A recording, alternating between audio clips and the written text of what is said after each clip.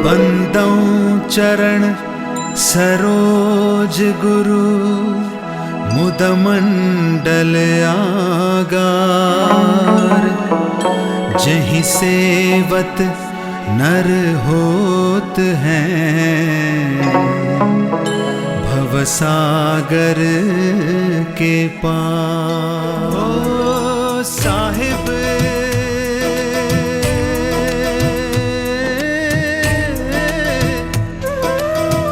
जग में महान है मेरा साहिब, जग में महान है। तेरे चरणों में मेरी जान है, मेरा साहिब सत्य समान है। मैं बंदगी साहिब की करूं, मेरा साहिब ही भगवान है। साहिब जग में महान है। साहिब बंदगी साहिब बंदगी साहिब बंदगी साहिब बंदगी साहिब बंदगी साहिब बंदगी साहिब बंदगी साहिब बंदगी साहिब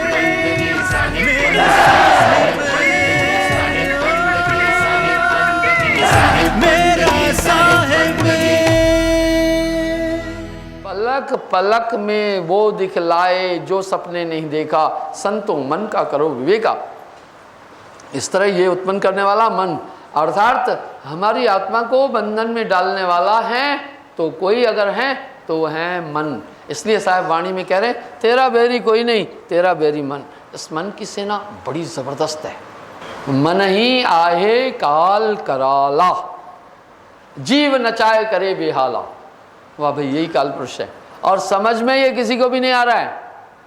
पर नाम होए तो माथ न वावे। यार नाम कैसा, यानी एक और भी ऐसा सुपर पावर चेतन सत्ता गुरु जब उत्पन्न कर लेता है तब मन से पूरी फाइटिंग होती है। मन ठीक से समझ में आने लगता है, मन पर पकड़ बनती है। इसलिए साहब करें नाम बिना हृदय शुद्ध ना होई, कोटिन भांत करे जो कोई। जाघट नाम न संचरे तिसको जान मशान, जैसे खाल लोहार की श्वास लेत बिन प्राण। ये शत्रु बड़े जोरदार हैं। लोभ साहिब वाणी में कह रहे हैं काम प्रबल अति भयंकर महादारुण काल। गण गंधर्व यक्ष किन्नर सबे कीन बेहाल। गण गंधर्व देव आदि सबको अधीन किया। इतना बड़ा दुश्मन है तो बंदा इसको अपनी ताकत से काबू नहीं कर सकता। आगे साहब बोल रहे हैं काम ते अधिक क्रोध प्रचंडा, ये और भी ताकतवर है। जाके डर डर पे नवखंडा, नौखंड में इसकी तबाही मचाता है। जिसमें भी क्रोध आ जाता है वो भयंकर हो जाता है, भय लगने लगता है। आप माताएं देखती होगी जब पति इतना प्रेम करता है, जब क्रोध आता है राक्षस नुमा हो जाता है, ऐसा लगता है तूफान मचा देगा। जिस आदमी को क्रोध आता है उसकी तरफ देखना, मुख से झाग और गालियां निकलती हैं, आंखों से तेज और ताप निकलता है, ऐसा लगता है ये प्रेत हो गया। ये बहुत बड़े बड़े राक्षस भाइयों इस शरीर में निवास कर रहे हैं और ये काबू नहीं आते हैं। भृगु ऋषि ने 60,000 साल तप किया। सतयुग में मनुष्य की आयु 1,00,000 वर्ष, त्रेता में 10,000 वर्ष, द्वापर में 1,000 वर्ष, कलयुग में 100 वर्ष। एक एक जीरो हटता जा रहा है। सतयुग में आदमी की देह थी 28 हाथ और गेहूं का दाना था नारियल जितना और आदमी की आयु थी 1,00,000 वर्ष। इसलिए भृगु ने 60,000 साल तप किया था इतना। और त्रेता युग में आयु हो गई, एक जीरो कम हो गया, 10,000 साल और शरीर 14 हाथ हो गया और गेहूं का दाना हो गया अखरोट जितना। द्वापर युग में आयु एक जीरो और कम हो गया, 1,000 साल, गेहूं का दाना बादाम जितना और शरीर 7 हाथ। कलयुग में एक जीरो और कम हो गया, 100 वर्ष और गेहूं का दाना छोटा। मेरे देखते देखते 56 साल मेरी उम्र है, मेरे देखते देखते गेहूं का दाना आधा हो गया है। इसमें जो पुराने लोग हैं समझ रहे होंगे, पहले गेहूं का दाना मोटा था, अब छोटा होता जा रहा है। हमारे देखते देखते जब आधा हो गया 56 साल में, तो ये हज़ारों साल में तो सही में कम हुआ होगा। बंधुओं, भृगु ने 60,000 साल तपस्या की, उसके बाद भी क्रोध को नहीं जीत पाया। विष्णु जी के सीने में खींच कर लात मारी। हम शास्त्रों में पढ़ते भी हैं, वाणियों में भी आता, रामायण में भी आता, कहा घटा विष्णु का जो भृगु मारी लात। भृगु ऋषि ने गुस्से में आकर के विष्णु जी को खींच के लात मारी सीने में। विष्णु जी ने पांव सहलाया, कहा हे ऋषिवर, मेरा सीना तो वज्र से भी कठोर सख्त है, तुम्हारा पांव कोमल, तुमने मुझे खींच के लात मारी, कहीं चोट तो नहीं लगी। पर 60,000 साल तप करने वाला ऋषि भृगु क्रोध के अधीन हुआ। दुर्वासा जी क्रोध के अधीन हुए। बड़े बड़े ऋषि मुनियों को हम देखते हैं क्रोध के अधीन हुए। क्रोध इतना बड़ा दुश्मन है। 60,000 साल तप किया और ये आत्मा को बांधने वाले जो शत्रु हैं, मन बुद्धि चित्त अहंकार, काम क्रोध लोभ मोह अहंकार आदि, समझ में नहीं आ रहे हैं। पर साहब कह रहे हैं ये मन की फौज है पूरी। काम प्रबल अति भयंकर, काम बहुत शक्तिशाली, पर काम से अधिक क्रोध प्रचंडा। काम से और ताकतवर है क्रोध, जाके डर डर पे नौखंडा। वाह भाई, काम से क्रोध और खतरनाक है। ये पूरे दुश्मन एक से एक खतरनाक हैं। पर साहब आगे बोल रहे हैं बुरा लोभ थे और न कोई, लोभी वार न पार, ये दोनों से भी खतरनाक। आगे साहब अपनी वाणी में इसकी पुष्टि कर रहे हैं, कामी नर बहुते तरे। भाई कामी काफी तर गए, क्रोधी तरे अनंत, अनगिनत क्रोधी भी तर गए, पर लोभी बंदा ना तरे। कहे कबीर सिद्धांत, भैया लोभी और बड़ा खतरनाक है। नारद जैसे ऋषि लोभ के अधीन आकर शील निधि की कन्या से ब्याह करने का फैसला कर लिया। सोचेंगे ये लोभ कितना खतरनाक है। और इसी लोभ के कारण से इंसान छल कपट दगा धोखा बेईमानी आदि कर रहा है, घूस ले रहा है, 420 कर रहा है। यह है भैया लोभ। साहब ने इस लोभ का वर्णन किया कि इस लोभ से बचो। जब ये लोभ आता है तो बुद्धि को कुंद करता है। इनका परिवार भी बड़ा सबल, बड़ा प्रबल परिवार है। इनका परिवार बड़ा खतरनाक है। अब इनके परिवार की तरफ चलते हैं। पहले हम इन पांचों को तो देखें। इस तरह बुरा लोभ थे और न कोई, अहंकार, वाह ये और भी खतरनाक, जिसमें उठा उसका नाश ही कर देता है। भाइयों, एक से एक बड़े शत्रु आपके शरीर में वास कर रहे हैं। इन्होंने इन सब मिल जीवई घेरा, आत्मा को इन सब ने पकड़ा हुआ है। बिन परिचय भयो जम को चेरा। ये आत्मा बहुबंधन ते बांधिया। एक बेचारा जीव बेचारा क्या करे, जो न छुड़ावे पी। बहुत से बंधनों से, बड़े बंधनों से ये जीव बंधा हुआ है। अहंकार जब मनुष्य में आता है बुद्धि का नाश कर देता है। बड़े बड़े जिसमें भी अहंकार देखो उसको कभी ज्ञानी नहीं समझना, और जिसमें सहजता देखें उसको कभी भी मूर्ख और कमज़ोर नहीं समझना। सहजता दो तरह से पैदा होती है। एक तो कुंद बुद्धि है, वो भी सहज है, लेकिन एक ज्ञान से। ज्ञान ही सहजता का पोषक है। इसलिए सहजता, अहंकार आप नहीं करें। चौथा अहंकार। पांचवा मोह। इस मोह से ही सकल व्याधियों की उत्पत्ति होती है, अर्थात समस्त दुख ही मोह से उत्पन्न होते हैं। इसी मोह के अधीन आकर आत्मा कहती है मेरा मेरा मेरा बेटा मेरी बेटी, मेरा घर मेरा द्वार, मेरे बच्चे, मेरा परिवार। आप सोचे तो सही, मोह कितना बड़ा शत्रु है। ये सब आए मन केर परिवारा। ये है मन की परिवार, मन की फौज। इसमें आत्मा बंधी है, इसमें आत्मा जकड़ी है। बहुबंधन ते बांधिया। एक बेचारा जीव बेचारा क्या करे, जो न छुड़ावे पी। चाहे हजारों गोते लगा के आओ तभी भी ये काबू नहीं आएंगे। हजारों तीर्थ कर देना, ये काबू नहीं आएंगे दुश्मन। हजारों यज्ञ कर डालना, ये काबू नहीं आएंगे दुश्मन। हजारों जप करना, ये काबू नहीं आएंगे। सिर्फ नाम के द्वारा ही काबू आएंगे। गोस्वामी जी भी रामायण में कह रहे हैं, ब्रह्म राम ते नाम बरदायक वरदान, रामचरित्र सतकोट में लिया महेश जीव जान। नाम बिना हृदय शुद्ध ना होई, कोटिन भांत करे जो कोई। इसलिए ये नाम की महिमा इतनी गई। जब ये नाम की रोशनी होती है, ये बिल्कुल स्क्रीन पर आ जाते हैं, ये समझ में आने लगते हैं, ये दिखाई देने लग जाते हैं। इस तरह से नाम हृदय को शुद्ध करता है, अर्थात आपके अंदर एक दिव्य शक्ति जो छिपी हुई ईश्वरीय सत्ता है वो गुरु उत्पन्न करता है। तब वो सत्ता आपका मार्गदर्शन करती चलेगी, बताती चलेगी कि ये मन अभी आया, ये क्रोध आ रहा है, सावधान रहना। इसलिए जाघट नाम न संचरित, इसको जान मशान। बड़े बड़े विद्वान पढ़े लिखे लोगों को नाम विहीन जो है मैं देख रहा हूँ, वो चीज़ें करते हैं जो एक अनपढ़ आदमी भी नहीं कर सकता है। किसी भी कीमत में नाम के बिना ये दिल शुद्ध नहीं हो सकता। ये शब्द कितना इस बात की पूर्ति कर रहा है, जाघट नाम न संचरित, इसको जान मशान। जैसे खाल लोहार की श्वास लेत बिन प्राण, नाम बिना हृदय शुद्ध ना होई, कोटन भान जो करे जो कोई। जब लग सार नाम ना पावे, तब लग जीव वह भटका खाए। अकह नाम सो कहा न जाए, लिखा न जाए, पढ़ा न जाई, बिन सदगुरु कोई ना ही पाई। तो बंधुओं, इस प्रकार से ये नाम अनूठा है, ये नाम अकह है, ये नाम अनी है। जब भी ये नाम आता है ये सब समझ में आ जाते हैं। जब ये समझ में आते हैं तो इनकी प्रक्रिया बंद हो जाती है, आत्म तत्व अनुभव होने लगता है। इसलिए इस नाम की उत्पत्ति एक पूर्ण गुरु ही कर सकता है। और जब तक ये नाम नहीं आएगा आपका हृदय शुद्ध नहीं हो सकता। जब ऐसा हो जाता है आत्म तत्व का अनुभव ऑटोमेटिक आपको अनुभव होने लगेगा। कैसे?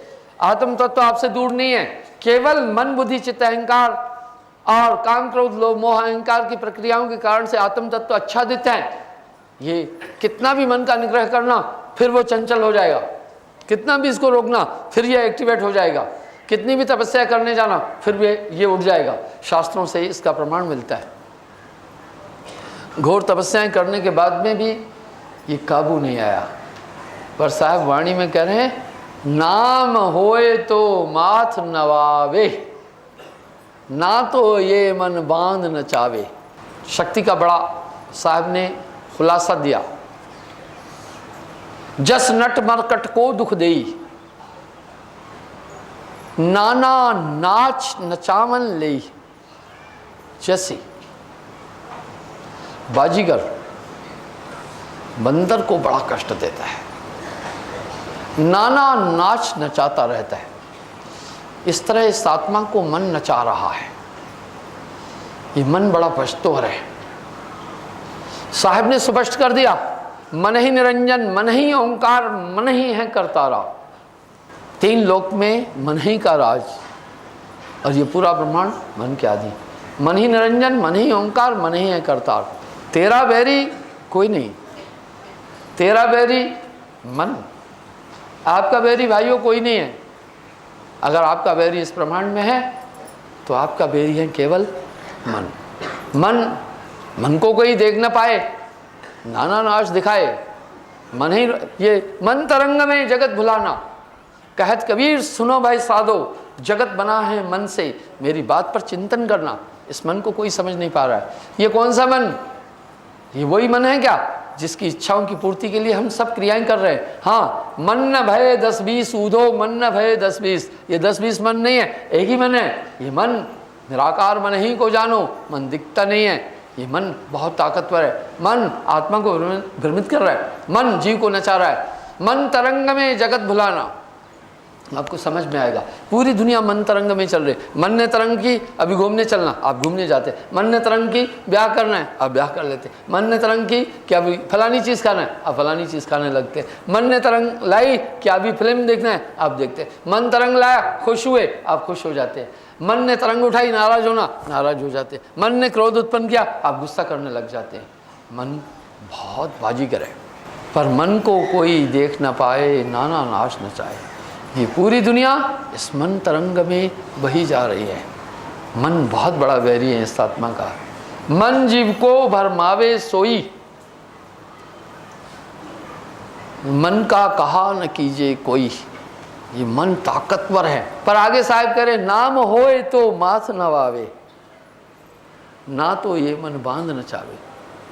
मन ठीक ठीक नाम की प्राप्ति के बाद ठीक ठीक समझ में आने लगता है, नहीं तो मन को कोई समझ नहीं सकता है। साहब ने थोक शब्दों में मन के विषय में कहा, जस नट मरकट को दुख देई, नाना नाश नचावन लई।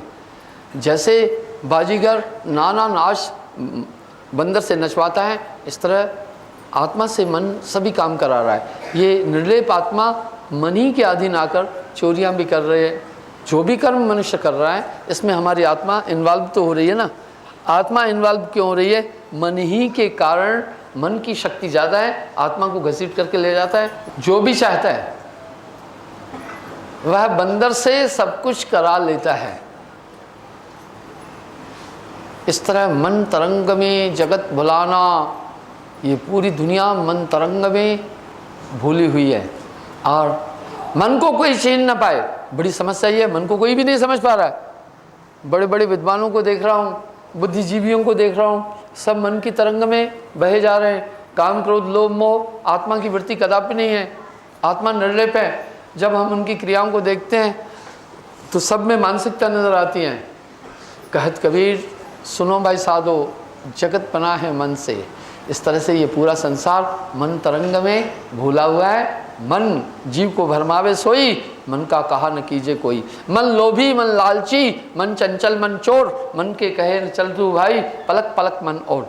कभी कभी आप ध्यान में जब बैठते हैं तो सोचते हैं अभी मैं हवाई जहाज देखूं, अभी कहीं उड़ जाऊं, अभी कोई लोक देखूं, अभी कहीं ब्रह्मलोक जाऊं, अभी कहीं प्रकाश देखूं, अभी कहीं अंदर में कपाट शब्द सुनूं, अनहद धुनें सुनूं। नहीं, ये साधन नहीं है। साहब ने ध्यान की अवस्था का विवरण अपने एक शब्द में कहा, मन की तरंग मार दे तो हो गया भजन। बस जब आप ध्यान में बैठते हैं तो इस बात का ध्यान करो कि मन की तरंग को आप मार दो, आदत बुरी सुधार लो तो हो गया भजन।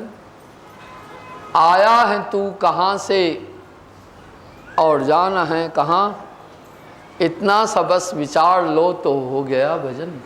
मन के भाइयों 4 रूप हैं। मन हमेशा एक्टिव रहता है। जब मन ये इच्छाएं करता है तो इसको मन कहते हैं। आप देखो अधिक टाइम आप इच्छाएं करते रहते, 24 घंटे आत्मा को अंगेज रखता है। जब मन का दूसरा रूप है बुद्धि। बुद्धि क्या काम है? फैसला करना। जब भी आप कोई निर्णय ले रहे हैं तो आप समझना ये बुद्धि है।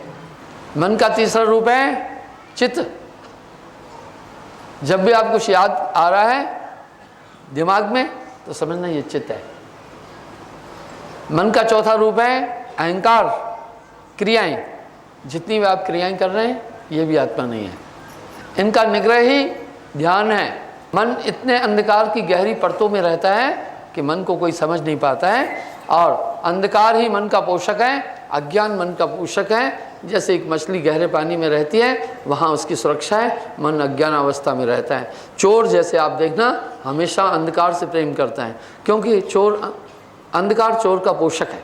इससे चोर को 2 फायदे हैं। अंधेरा उसके लिए बड़ी मुफीद चीज़ है, अंधेरा उसके लिए बड़ा सहायक है। जब चोर चोरी करता है तो पहले एक चीज़ से बचना चाहता है, पहचान से, कि मुझे कोई नहीं पहचान पाए। अंधेरे में उसे पहचानना मुश्किल हो। दूसरा वो बचता है पकड़ से, कि मुझे कोई पकड़ नहीं ले। अंधकार में चोर, अगर अंधेरा है आदमी भग जाए, अभी यहाँ से अगर एक आदमी भग जाए तो सब देख लेंगे, पकड़ लेंगे उसे। अगर अंधेरे में एक आदमी भग जाए तो 1000 आदमी भी उसको नहीं ढूंढ पाएंगे, पता ही नहीं चलेगा कौन सी दिशा में गया, कहाँ गया, पकड़ में नहीं आएगा। इसलिए अंधकार चोर का पोषक है। इस तरह मन का काम ही अंधकार में चलता है। मन समझ में आ जाए तो कोई मन के कहने पर नहीं चलेगा। मन समझ में नहीं आ रहा है, इसलिए हर आदमी सोचता है मैं ही मन हूँ, मैं ही मन हूँ। मेरे साहिब की क्या शान है, रोशन ये सकल जहान है। मेरे साहिब की क्या शान है, मेरे साहिब की क्या शान है, रोशन ये सकल जहान है। मेरे साहिब की क्या शान है। साहिब मेरा, मेरा साहिब मेरा,